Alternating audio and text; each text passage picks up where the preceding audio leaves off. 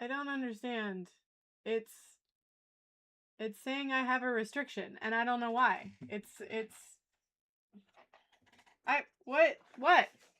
I don't Is it the shorts? I feel like these shorts are just unlucky. Like I'm wearing shorts. Like I don't know what it did it again. It did oh, no, it removed it now all of a sudden. I don't know. I got another I got another one. I got a notification that my stream is 18 plus. I don't know what it is. Like it's a different camera angle. What could it possibly be? That is I don't know. Is it the shorts? Maybe it's the shorts. I have no idea.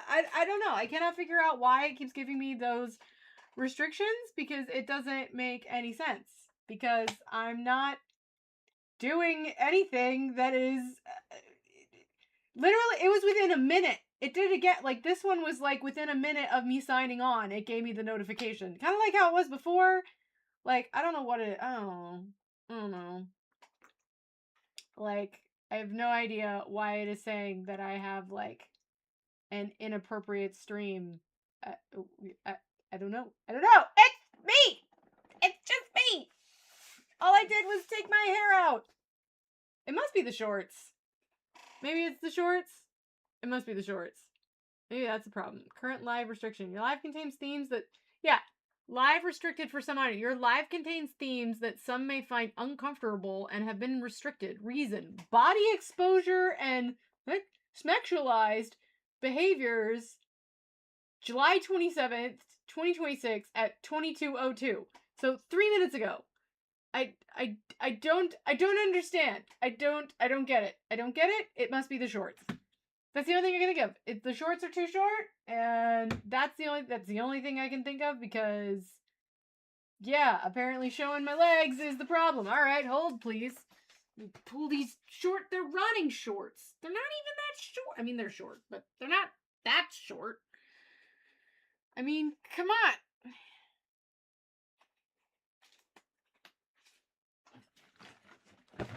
I don't know. There you go. Now you can't see my legs anymore, I guess. I have no idea. Do you think AI is monitoring? I think it's AI. It must be AI. I don't think it could be a mod. I mean, I guess it could be a mod. I don't know. I have no idea. It makes like 0 sense.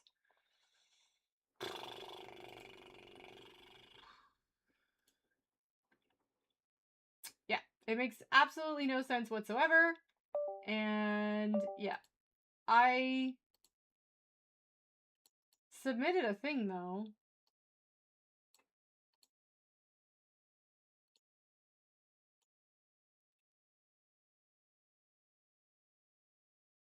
Could be pro New Republic. I don't know. I have no idea that why it would. I mean, I sit like this all the time. Like this is just I mean, I sit like this half the time, and there's not a problem. I don't know. I have no idea. It's so weird. Is it because like I adjusted my shorts? Maybe it's because I adjusted my shorts or something, and I thought I was doing something I wasn't supposed to be doing. I don't know. Don't know. No clue. Carl? It's Carl's fault? Okay. Hi, Mindless! How are you? The hair is herring tonight. I don't know. Hang on, I gotta refresh my inbox real quick, see if I got a message back. No, I did not. And it's Fentali's fault. Alright, I'll blame Fentali. It is definitely Fentali's fault. Somehow, all his fault. He did it. For sure. How... Oh, are you asking how far I've gotten in Dungeon Crawler, Carl? I am almost... I am at the chapter where he just met up with all the old people. So I'm still at, like, the very beginning of the book. Because I read slow when it comes to this book because I don't have a lot of time. But yeah, I'm at the part where he's at the nurse with all the old people from the nursing home.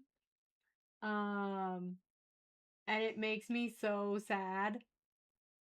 Like that that part, I'm having difficulty getting past it because I don't want to read more because I know it's gonna probably be sad and I'm not gonna like it. Because there's no way that a giant group of elderly people who can barely walk are gonna be able to function. So yeah, and I have an Audible credit that I'm probably gonna use to get Project Hail Mary. So I can read. High GPU load. What is running in the background? Okay, let me shut down all the other apps. Probably. Oh, that's why. Yeah. Unless they can change their. Yeah.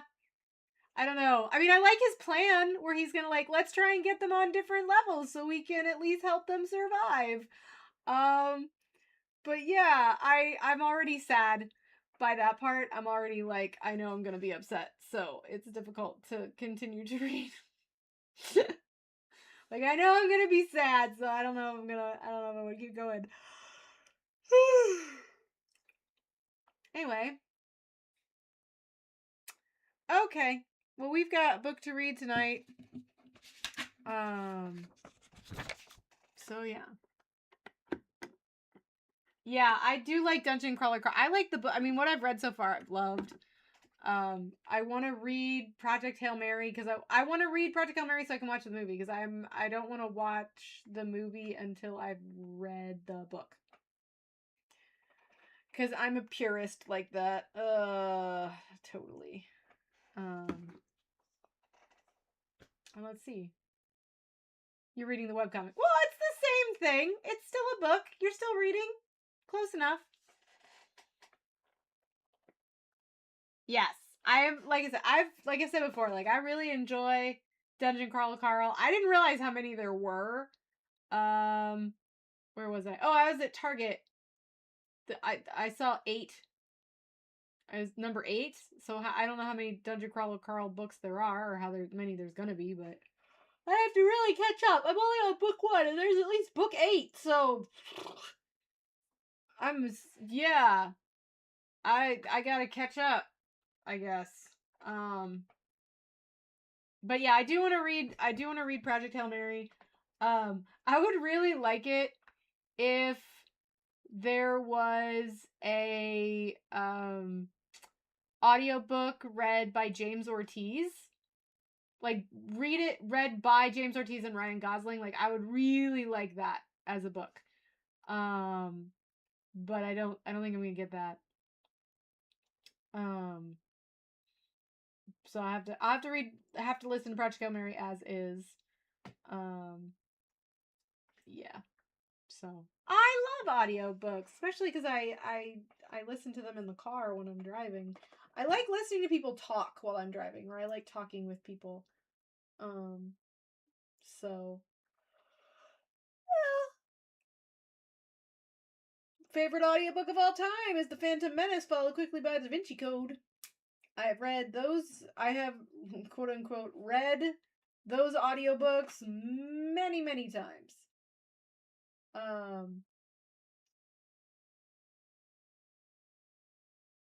Yeah. And I found all of my, side note, I found all my P90X videos, so I was thinking of doing those, except I can't figure out how to get them on the TV downstairs. Because there's no way to stream directly from my iCloud account to my... Oh, well, maybe I wonder if I put the videos on Google Drive and then I open them on my Google Drive and streamcast them to my Apple TV. I wonder if that'll work for P90X on my TV. Old P90X. Original P90X from like 2000. I don't watch any of that new P90X stuff. I want the original. I'm gonna try it again. Now that I'm skinnier, I want to try it because I do want to tone up. Like, I would like. Oh, I almost have muscle definition there. I know, Omni, you're looking at me like, look at those weak muscles. Anyway, I would like to tone up just like a tad. From now I've had come here. I know. I'm not looking for like big muscles. I don't want to get like big muscles. I just want to be a little more toned. Just to like sort of help with the weight. Like, I feel like getting a little more toned will help with like the excess skin. Cause like this is all skin. That's just skin. Same on my legs and on my stomach. Yeah. So I'd like to tone up a little bit. I'm not looking to like bulk up. I don't want to bulk up. No. But I would like to just like tone everything a little bit and just kind of like keep it tightened. Ratchet it. Where's like a ratchet? Just give me a ratchet and tighten all my skin. I'd prefer that. So. Anyway, let's get to reading. We are almost done with our book, right? Like there's 26 chapters, 25 chapters, and we're already on chapter 19. Yeah, there's 25 chapters.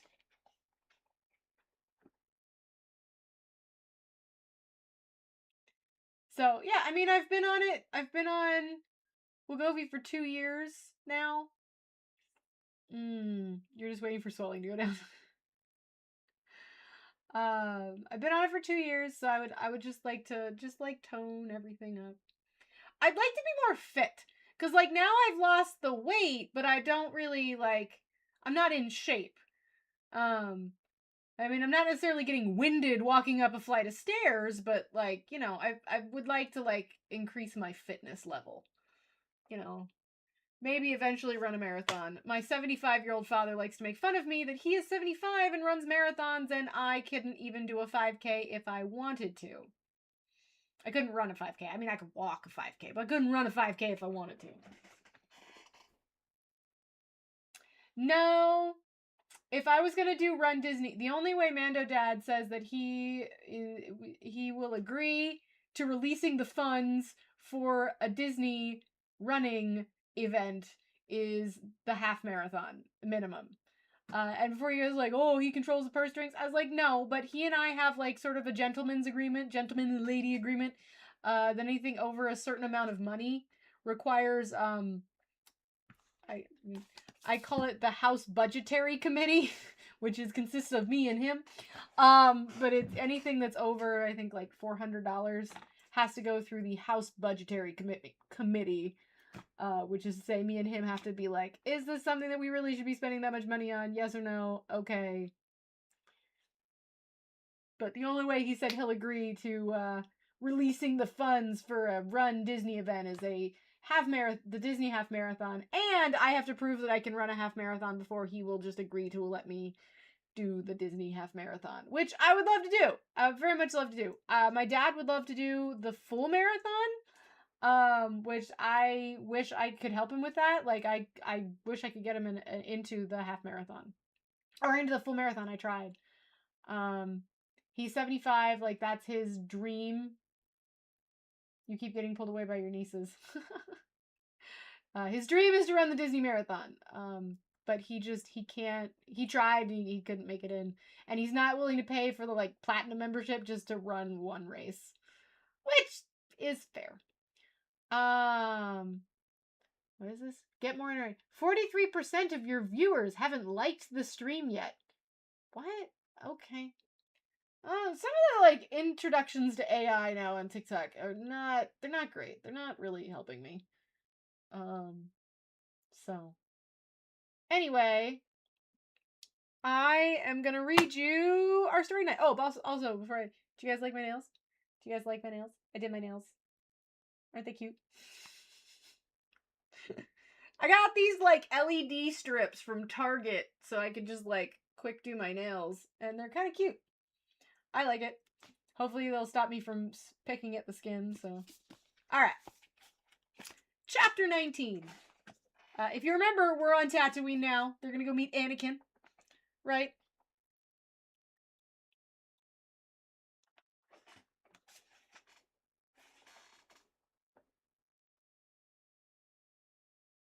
Well, random, next year, if you can get full Disney Marathon for 2028, let me know, and I will. We can do some transactional arrangements there, just so I can get my dad into the full marathon.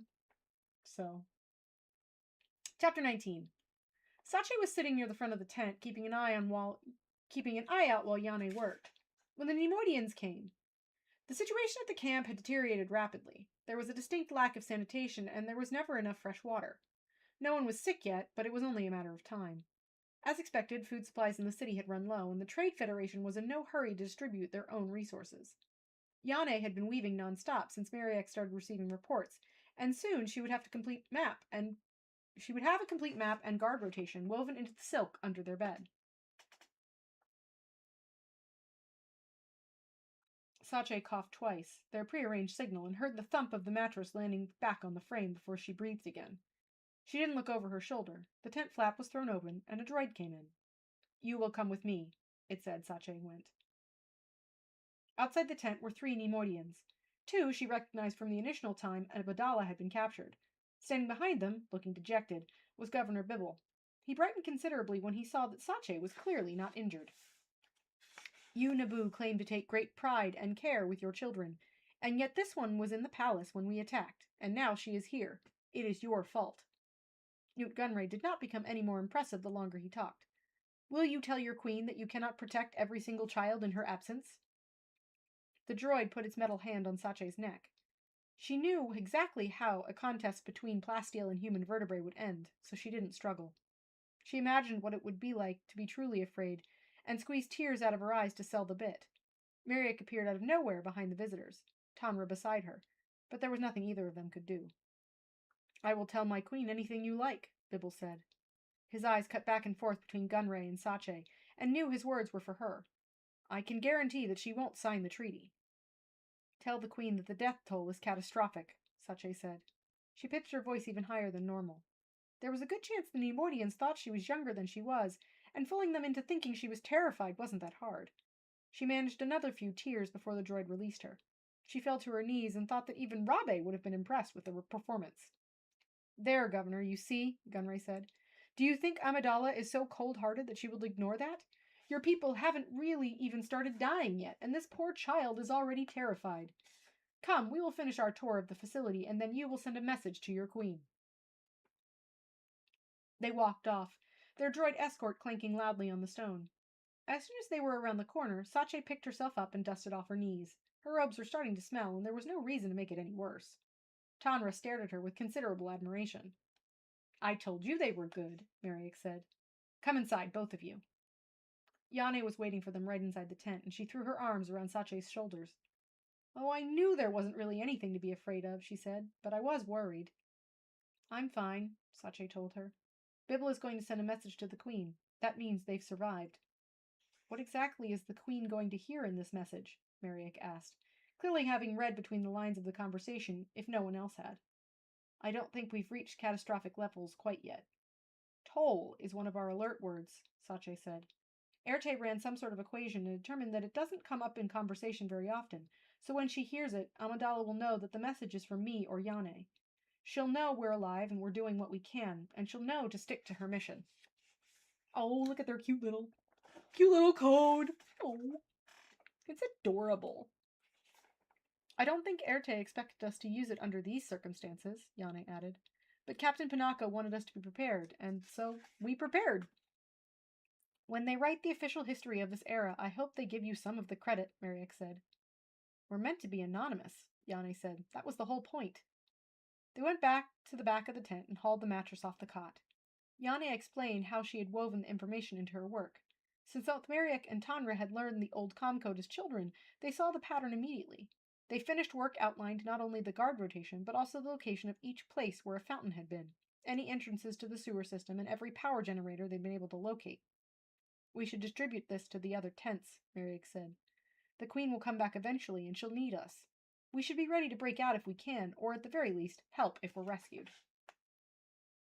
"If I had more material, I could weave a small bit of cloth with the guard rotation on it," Yane said. "That would be enough, don't you think? And I could distribute it with what I could distribute them while she's working," Sache said. "The Nemoidians already think I'm a terrified child, and the droids never look at me twice." They spent another half hour working on the details of what Yane would put in the fabric. It was decided that any actual escape plan would be need to know. They were mostly soldiers, after all, and soldiers could follow orders. The fabric would contain only the guard rotation, and Sache would give verbal instructions to memorize the information and then destroy the cloth. Am I reading the Bible? No, I am reading Queen's Peril. I'm glad you two are with us, Ryuk said when they were done planning, and Tanra had gone out to see if he could find any spare fabric. Sache understood the sentiment, but she could still feel cold metal fingers on her neck and couldn't bring herself to agree. It's a trick, said the young Jedi. Send no reply. Thank you for the rose. He swept from the room, his brown robe trailing behind him dramatically, and the door hissed shut behind him. Well, of course it's a trick, Rabe said explosively. Does he think we're idiots?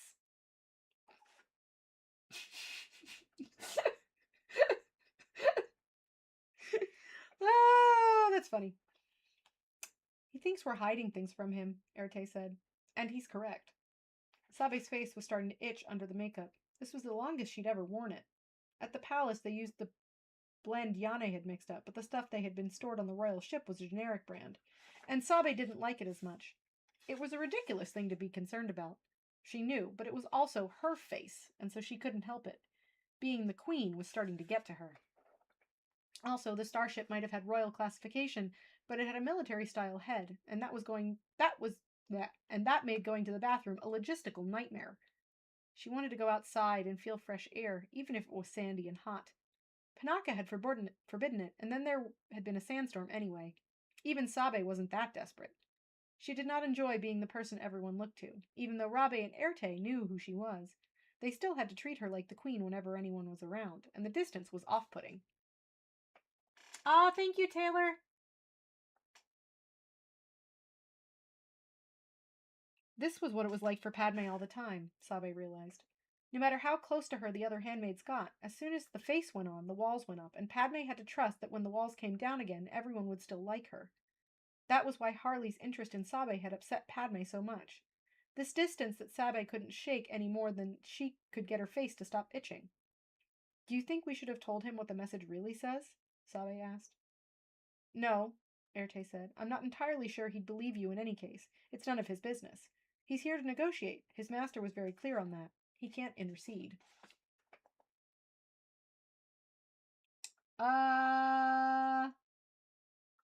I don't know, Omni. I'm going to assume floors and latrines? I don't know. I don't think they had heads.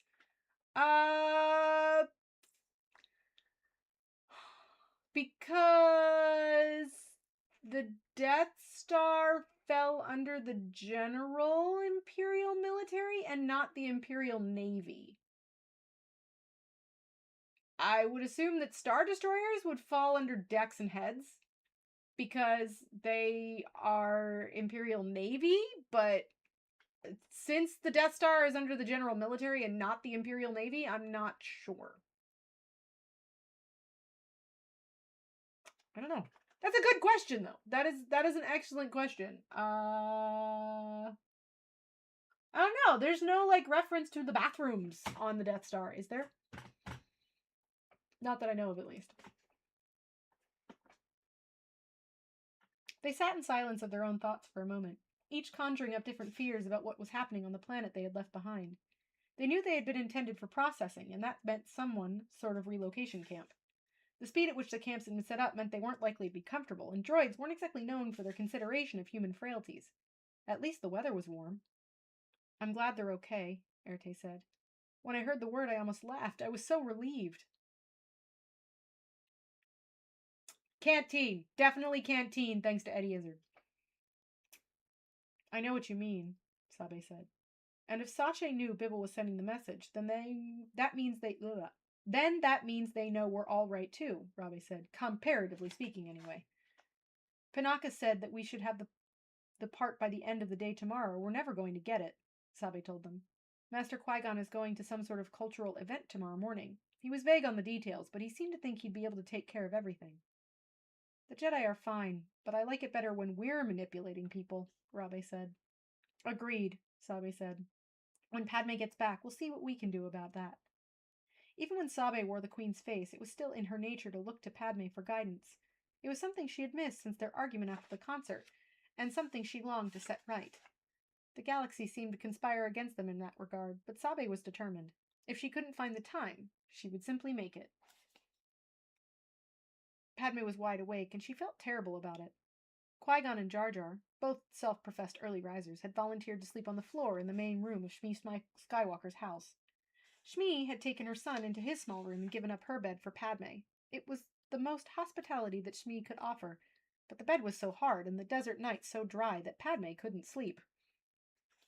After an hour of trying not to toss and turn, she got up to get a glass of water. She stepped carefully around the snoring Gungan on the kitchen floor. By the time she had cleaned her cup and put it away, her eyes had adjusted to the dark enough that she could see the outline of Master Qui-Gon, sleeping on his side in the doorway of the house, as though he would protect them from anything that tried to come in. On the other side of the kitchen, light leaked from under a closed door. Padme heard soft sounds coming from the other side and wondered if Anakin had gotten up to tinker with something. He really ought to be in bed, so Padme opened the door to check on him. Do you need something? It was Shmi Skywalker, not her son, bent over the table with the parts of several different devices spread out in front of her. She was working on some kind of screen. I didn't mean to interrupt, Padme said. I thought Anakin might have gotten up because he was nervous. Shmi laughed quietly. No, my son sleeps like a rock the night before a race, she admitted. It's me who stays up all night worrying about him. What's keeping you awake? Padme hesitated.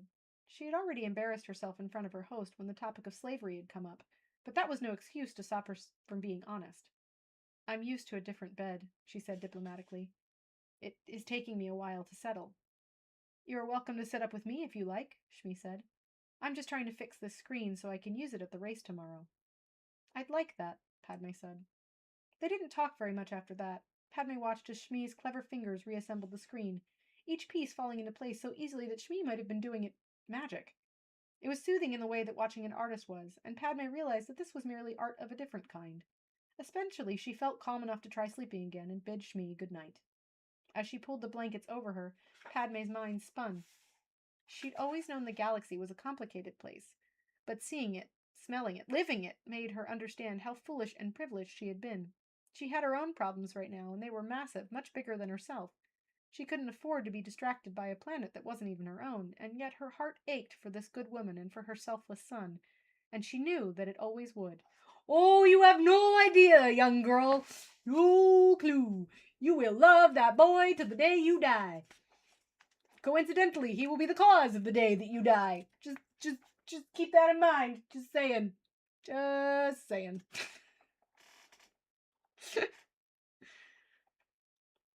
Senator Palpatine's office in the Republic Senate building was fairly standard. He had a high window and a decent view of Coruscant. He could not see the Jedi Temple, for which he was quite grateful. He'd decorated the room with various works of art he'd picked up on his travels as a young man, each piece carefully curated despite the fact that the average museum docent might think that them merely a collection of junk. The overall effect was professional and just intimidating enough that he rarely had to host meetings in his own space. He did not want to encourage visitors. I wonder why. While he waited for the royal entourage to show up, he didn't have a great deal to do. The Senate was stalled on matters he didn't care about, though he was scrupulous at showing up to vote, and he couldn't make any more moves without the presence of the Queen. He was reduced to looking through his catalog, flicking past entry after entry of artwork he had in storage because he lacked a place to put it. He froze the screen on a black statue. At first glance, it was barely carved at all and hardly worthy of attention. But if one knew the history of Yonta Prime, and he did, one knew that the deep black surface of the statue absorbed light better than almost any other substance in the galaxy. It was one of his favorite pieces. He had never had the space to keep it anywhere other than his storage facility. He mentally measured his office. No, it was impossible. The statue would make him look like a careless collector who didn't care for order as long as the piece pleased him. He refused to give in to clutter. There was an office that would suit nicely, of course. It was a few floors up, and Palpatine had his eye on it for some time. He made arrangements for the statue to be packed up and shipped to his residence on Coruscant. He could keep it there for a short while, and then he would have all the space he needed to put it on display. Gee, I wonder whose office he's talking about. See, the only thing with this book and like the other books that we're reading, like we know, like in this case, we know where the story's gonna go, right? Like we know who all the key, like there's no mystery about Palpatine, right? We, the reader, I'm pretty sure if you picked up this book, know who Palpatine is at this point. He's Sidious, aka Emperor Palpatine. He's the bad guy. He's orchestrating all this nonsense. Right, it's like Titanic. You know where it's gonna go. There's no real question about the end game here. Thank you for the follow, Eric. Like we know. I know, preaching to the choir here. Like we all know where it's gonna go. Like Padme is gonna love Anakin for the rest of her life, and then she's gonna love him till the day she dies. Yes, she will, and she will also because of the boy. I mean, but they're so cute and adorable at this age. I know, almost 10,000. I have like 300 more followers to go. I'd probably be able to make it if I started making Death Star IT content again. But I don't have any stories. I have one story I can tell. And also I'd have to find my black lipstick and my Gen glasses, both of which are missing. Oops. Actually, I think I know where my Gen glasses are. I just don't know where my black lipstick is. And I don't feel like buying a new one. Thank you for being perfect. Aw, you're so sweet. Mwah. All right, keep going. Chapter 20. I'm going to reach out to the Gungans, Padme said. Sabe was still wired from having watched her overthrow the government of the Galactic Republic that afternoon after calling for a vote of no confidence in Chancellor Valorum, so she wasn't entirely sure she'd heard correctly. You're going to what? She said, pulling a comb through Padme's hair as gently as she could. The handmaidens were packing the various outfits Padme had required that day while Sabe put the queen into her dark purple traveling dress and purple headpiece, and touched up her makeup. It had been a very busy day, and they would have to steal what sleep they could in hyperspace. Sabe was glad to be making this trip in plain robes. I'm going to reach out to the Gungans, Padme repeated. Jar Jar told me they have an army right before Senator Palpatine came back. I'm going to ask them to help us. Sabe considered it. They'd received word that the Jedi would be returning to Naboo with them, but there were only 2 of them, and Naboo's own security forces were small. The Gungans did live on the planet, after all. The Trade Federation wouldn't ignore them forever. It was possible they'd already been found. Panaka would be glad of more troops, particularly if they weren't as inherently pacifist as the Naboo. Do you think Panaka will be all right with you stepping foot on Naboo as queen? Sabe asked. It's going to put you in danger, and we'll have to abandon the ship when we land. We wouldn't be able to switch. We'll switch before we land, said Padme. I was going to tell you what I wanted to say.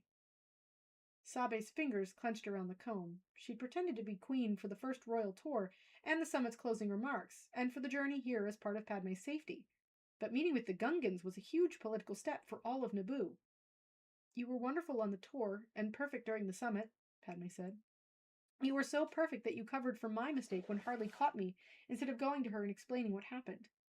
You're always going to be in more danger, and it's always going to be your job. But I trust you. I trust you so much. But you're the queen, Sabe said. I didn't really understand that until the sandstorm, how isolated that makes you, and how you turn... hair on my face. And how you turn that into influence. I was just lonely, but you always find a way to make connections. You're just as qualified for the job as I am, Padme said. If you wanted to run for the office after me, I think you'd be good at it. No, Sabe said. I wouldn't. I don't understand, Padme said. There's nothing I can do that you can't. There's one key difference between you and me, Sabe told her. You command, and I carry it out. Dad's been on a hunting trip and hasn't been home in a few days. Hasn't been home in a few days, not back. Quote is home.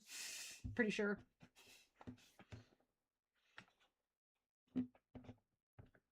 We did not, Benny Mando and I did not get to watch more Supernatural tonight. I was not able to catch up on more Supernatural with her. But she's funny. And I'm controlling my face with her every time we're watching Supernatural, and she's like the most recent one was it's one of the first demon kids that you meet, and the kid is explaining how his mother died in his nursery on the ceiling on fire, and she goes, That's the same way Sam's mom died. This is all connected somehow. Now, she's not being sarcastic at all. She's being legitimately, like, for reals on it. So that was funny. And then Meg, first episode with Meg, and she's like, she's a demon or something. And I'm like, maybe.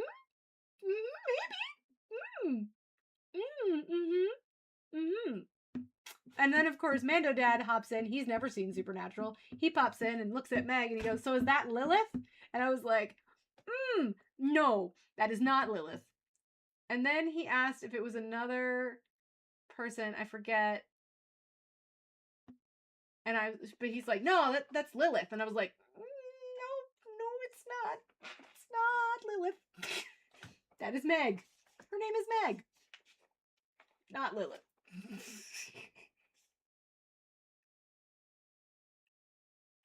Padme didn't reply, so Sabe kept going. Do you know why Captain Panaka recruited me? She asked somewhat rhetorically. It wasn't for breathing exercises. We look quite similar, but there must be countless skinny brown-haired girls in the galaxy. He picked me because the thing I'm best at, the only thing I have ever been best at, is being not the best. You're not, Padme started. No, I am, Sabe cut her off. I'm good at a lot of things. I work hard and I get results, but I am never the best. And I thought I had accepted that until Harley looked at me like I was special. And yes, hanging out with her was fun. I did want her to kiss me, but I learned something important that night. Not to sneak out of the palace? Padme asked. Don't be silly, Sabe said. She came around in front of Padme to check her hair. That was the best part. What I learned was that I'd rather be second to you than first to anyone else. Confessing her feelings was like a weight lifting off Sabe's chest. It had taken her so long to figure it out, to put the words that she knew in her heart. And now she had done it. She wanted to fly. I can order you to your death, Padme said. Her voice was so quiet that Sabe barely heard her. She reached out and took Padme's hands. And I would go, she said. I can't be that dedicated to you, Padme said. I know, Sabe said. A long silence grew between them, but it wasn't awkward. They both knew that they were good. So, said Sabe, the Gungans? She separated Padme's hair and began to braid in preparation for the headpiece. Yes, Padme said, I wish we knew more about them. Well, we know that Jar Jar is an outlier, Sabe said. That's a start. I've been thinking about the summit, how I invited people from all over the sector, and not anyone from the species that shares our own planet, Padme said. Sabe could tell from her tone that she was thinking out loud and didn't interrupt. In a lot of ways, it's an even thornier problem to try and fix.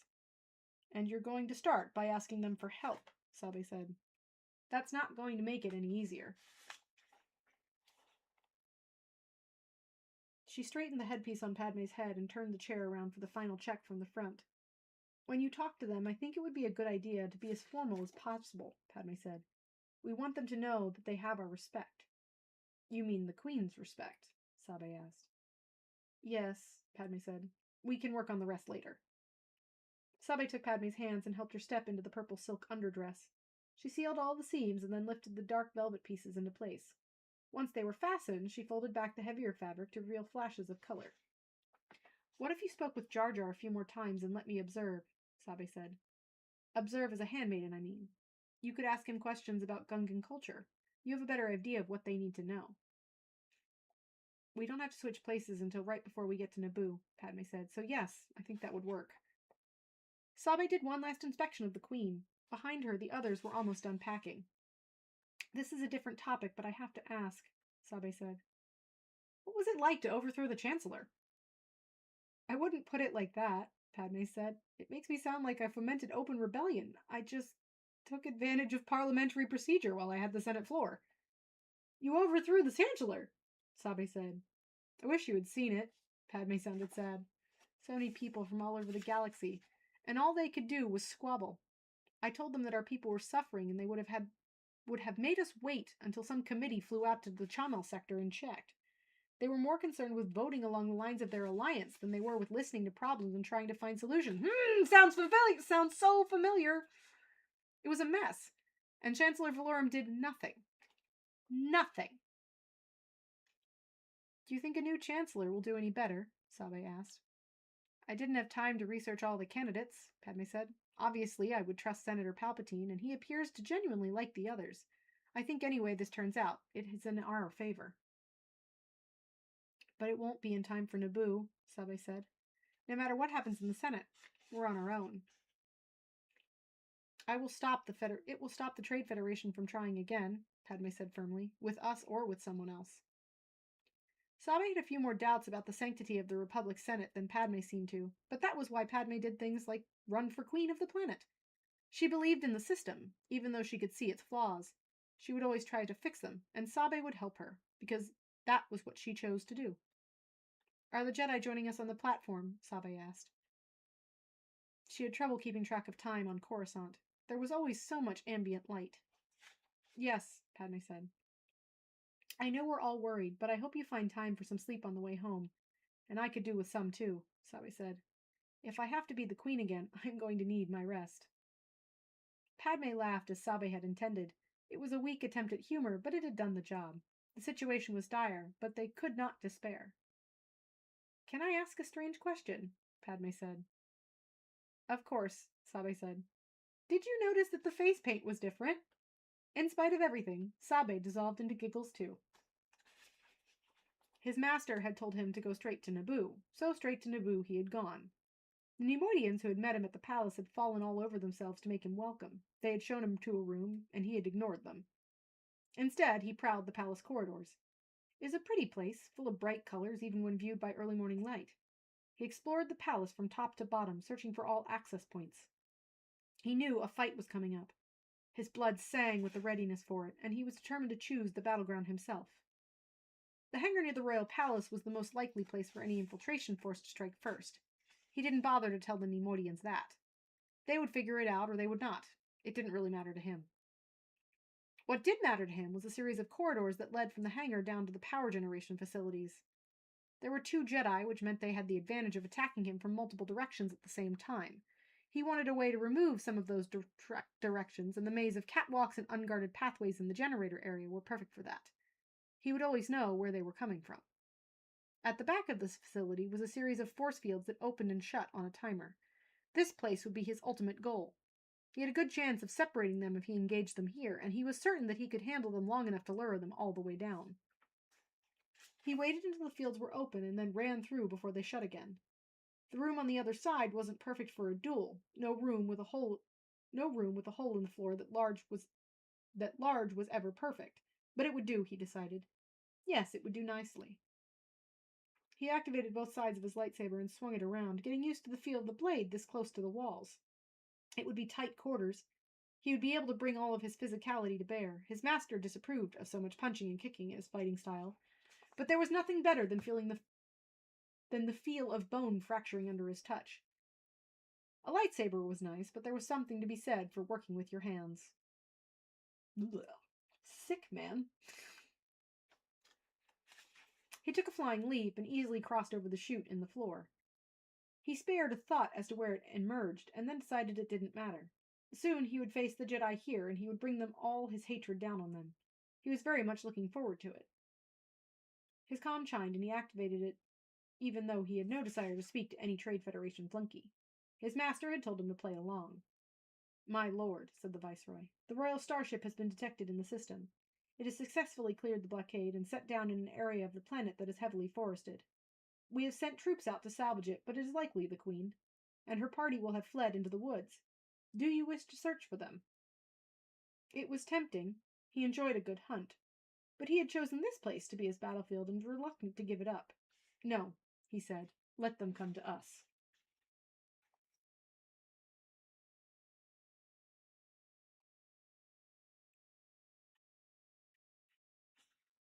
All right.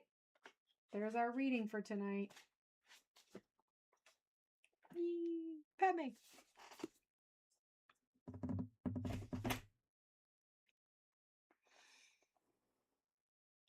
I missed the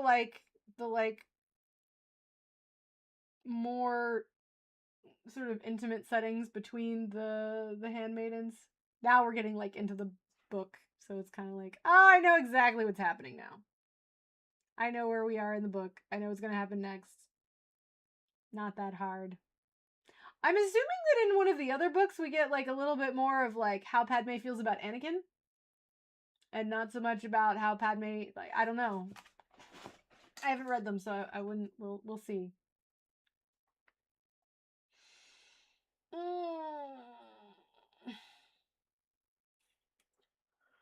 The chapters on these books are so much shorter. Ah. So, anyway, good news. I got another A in my class. I made the dean's. Hi, Belle. You're. Oh, what happened? Never mind. I say you're a little bit late to the party. We just finished reading. So yeah, I got another A. I'm on the president's list again, or dean's list, or whatever you want to call it. It's good. This class is super easy. I'm in intro to cybersecurity, which is like, this is what an audit is. This is what governance is. Really? Tell me what governance is. It's not like I don't do it every day. I love that this cup still keeps my coffee cold from this morning. I should not be drinking coffee this late at night, though. Bad man, don't know. But I might be able to actually get some sleep. So, we'll see. But yeah, oh my goodness. I'm on the president's list. Of my college. I don't want to be on any other president's list. I'm probably already on a list. The probability is I am on a list somewhere, I'm sure.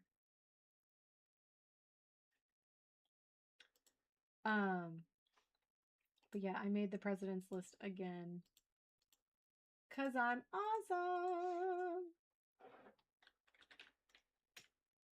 Yeah, I'm probably on all the lists. No, I don't think so. I don't really do anything that's that inflammatory anymore.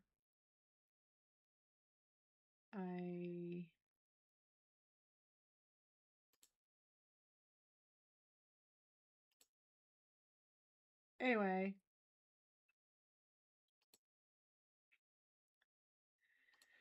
What do I have to do this week? So I have to write a 200 to 250 word discussion board thing about types of controls.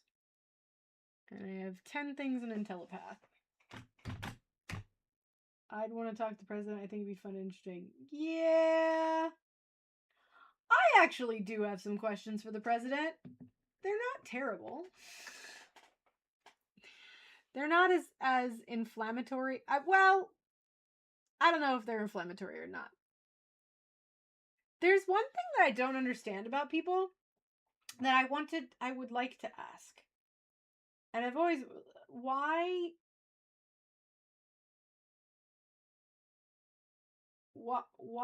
the cruelty? I understand regularly the cruelty is the point, but why? Why is cruelty the point? I do not understand that from people. I don't understand people who are just mean for the outright purpose of being mean. Like my nemesis, the teenager that I'm my teenage nemesis. I don't understand him. I do not. He has a good home. He gets pretty much whatever he wants. His parents love him. Like I don't understand. I do not understand the point of being cruel for the sake of being cruel. I could never. And I know that I am not everybody, but it's just one of those things like I don't understand cruelty for the sake of just cruelty. Like if you're a hurt person, I get that. I understand like being awful because people were awful to you and lashing out. So I don't understand that.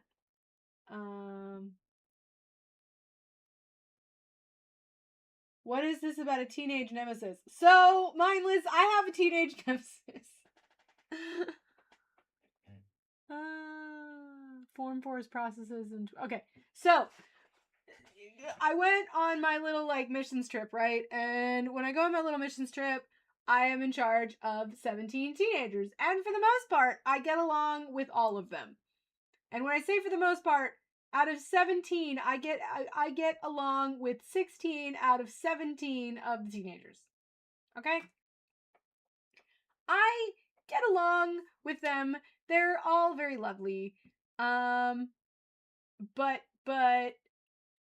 the one, ooh, so this is the kid who the first time I went on this trip, he tried to take a swing at me.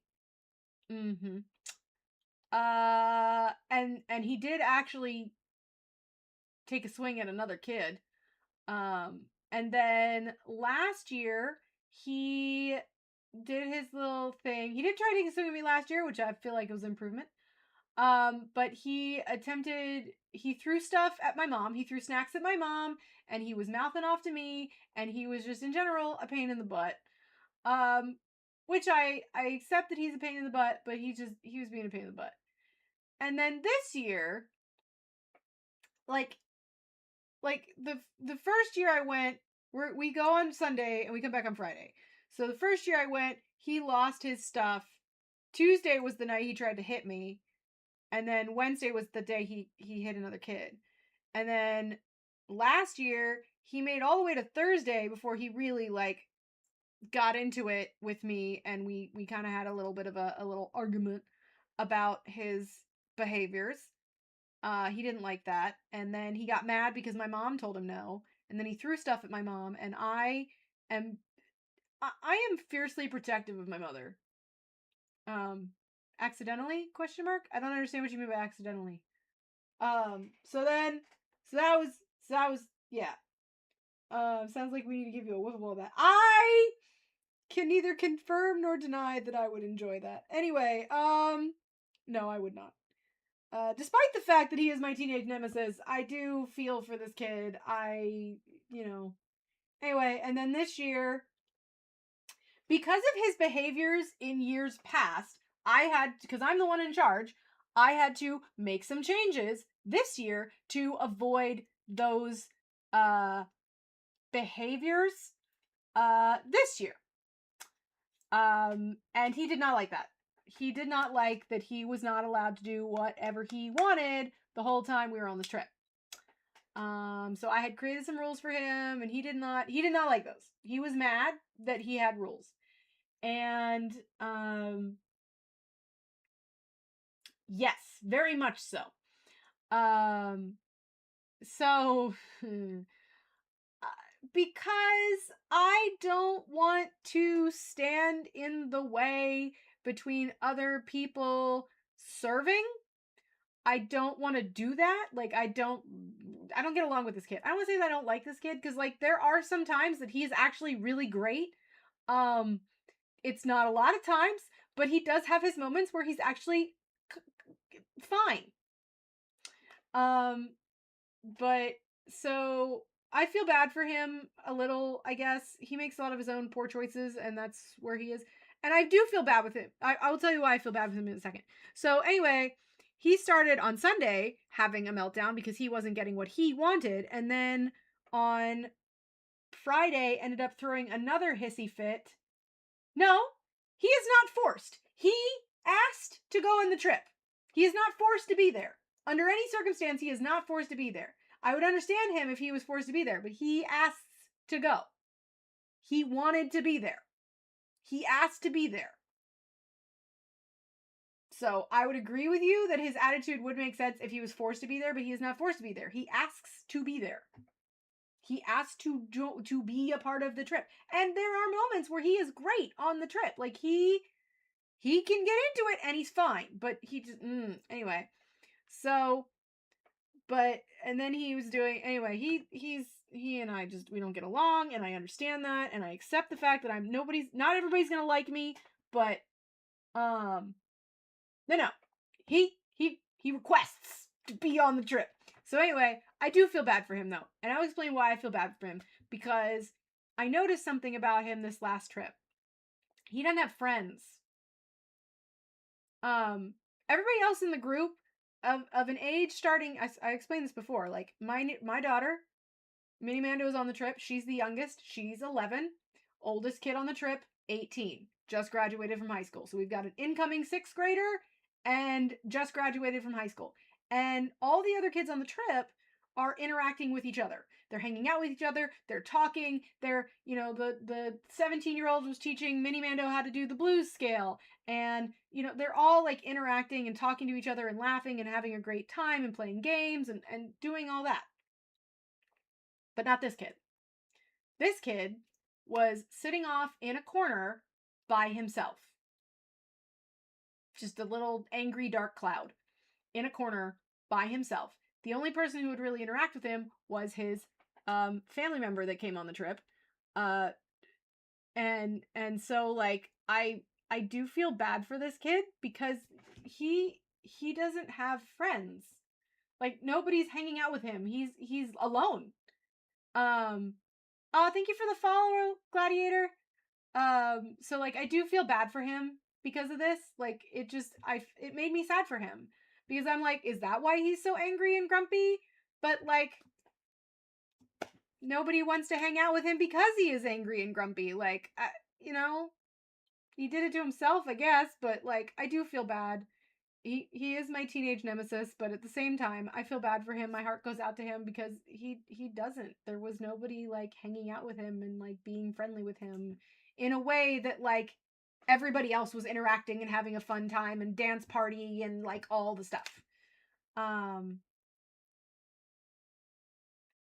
He was not forced to be there. He was not forced to participate in any way, shape, or form. He chose to be there.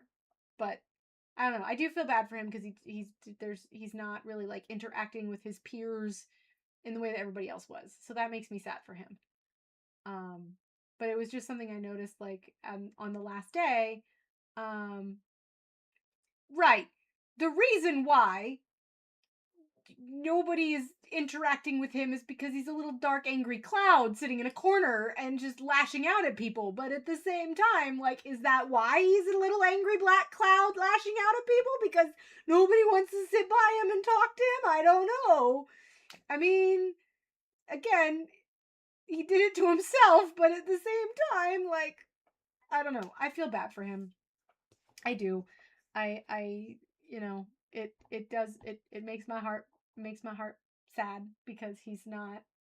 Again, I see everybody else around, including his family member, who would stop hanging out with the angry black cloud and go and hang out with everybody else to, I guess, experience joy for a little bit, and then he'd go back and to the angry black cloud, so the angry black cloud wasn't as lonely. I guess I don't know. I don't really know how that works, but that would be that's my interpretation of the system, how it was going. But I do feel sad. I feel sad for him. I do. He doesn't get the joy and happiness that we all get. So I don't know. In general, I think I'm gonna do it again next year. I've already started working on things for next year. We're gonna have a Western themed, just to like help with things. But I would like to. I I don't want to say that he's not allowed to come because I don't want to stand between people's ability to serve, but I don't know if I want him to. Because, yeah. Okay, have a good night, Luna. I will see you on Wednesday. I will not be here tomorrow for sure because I am going over to my friend's house and helping her take her app photos for Aunt Baru for the Rebel Legion. So, I remind you of your real mom. Is that a good thing or a bad thing, Belle? I'm a little nervous. But I would agree with you, Mindless. He is a bit of a BRAT. And I like to say that about children. I don't like to say that about children. I don't. No, I'm not going to bed. I was saying goodnight to Luna. I don't like to say that about kids because I want to. And like on that same note, like there are other children that behave in a similar fashion that are much younger. I think it's the age. Like he is a big boy age, and I deal with kids who are considerably younger who act in that manner. And I find it more age appropriate for a 6-year-old than a 16-year-old. It's a neutral thing. That does not. Okay. I think old Baru. She's going with A New Hope Baru. Pre-stormtrooper meeting. You know, not a charred kind of look. No, we're not doing that.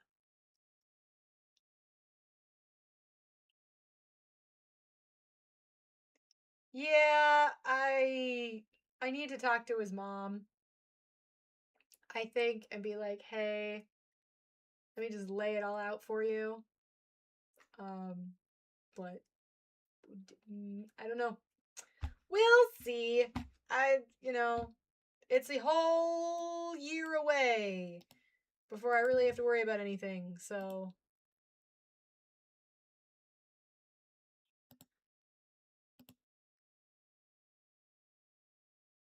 yep. So that's the thing with this kid is there's always a new excuse as to why it's a problem, like why he behaves the way that he does, but it's always a new excuse.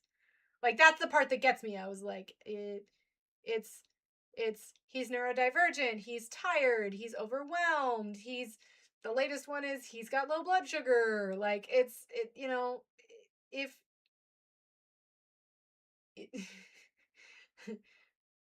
um he's got ADHD and he's not diagnosed with a touch of autism, but you know, he could be, which is again, but that's the part that like when I hear like that excuse, I live with people who have a touch of autism who get overstimulated in these kinds of environments. That they are not allowed to lash out like that. Like I get that you need quiet time and I will give you quiet time, but you have to communicate that to me. Come to tell me, I am feeling overstimulated. I need a break. At 16, I feel like you are old enough to communicate those words out of your mouth hole. My hecking and chemical imbalance. Yeah, you're hecking chemical imbalance. Like, I get it. I am neurodivergent. I have mental health issues. I have bipolar disorder. Like, I get it. 100%. Give it. I get it 100%. But, and you are kids. Kids are allowed to be kids. But there is a certain level when you reach a certain age where we've kind of got to go, okay, but like,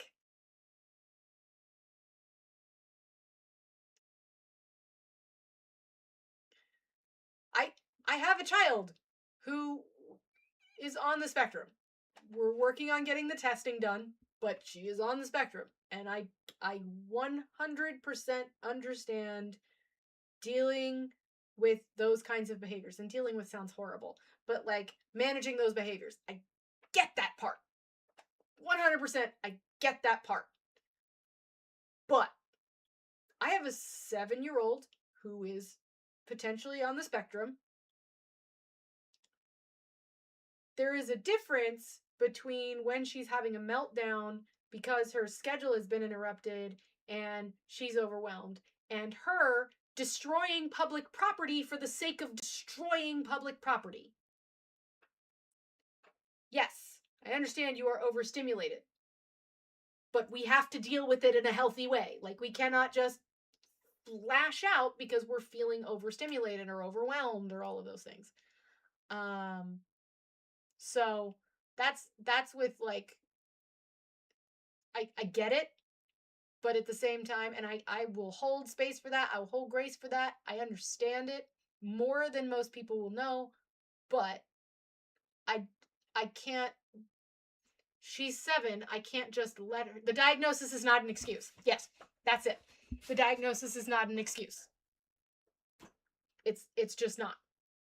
So that's the part where I struggle with this kid sometimes, is the diagnosis is not an excuse. I get it, but you are a big boy age. I think you know how to use the words. I am overstimulated. Like, we have a kid who is very good. Like, he's got ADHD, and he is is taking me like a year and a half to really like get comfortable with this kid, because he is very high energy. Like, whoa. But he, younger, is able to say, I am overstimulated, I need a break. And I will go, okay, take a break. You just have to say those words. Now, if he came to me every 5 minutes and says I need a break, then I'm like, nah, I feel like we're abusing the system here. You just had one. Man up. Woman up, man. So, I don't know. Oh, mindless, I meant to ask, how did your interview go? I haven't talked to you in like forever and a day, so. How was your interviews?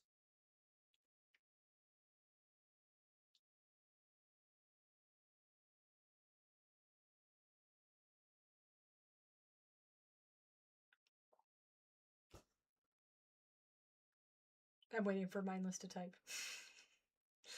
If mindless is still awake. And he's probably drawing, so he probably doesn't have ability to type. Could just invite him on live. Oh, I'm sorry, mindless. Hopefully you get it. I'm still over here waiting for my boss to give me a raise. I was supposed to get one. Anyway, it's 11 o'clock. I think I'm gonna go to bed. I have to be up early for work tomorrow. And I think I might do some Pilates tomorrow morning. Maybe, hopefully. I'm gonna try. I'm gonna try and exercise twice this week.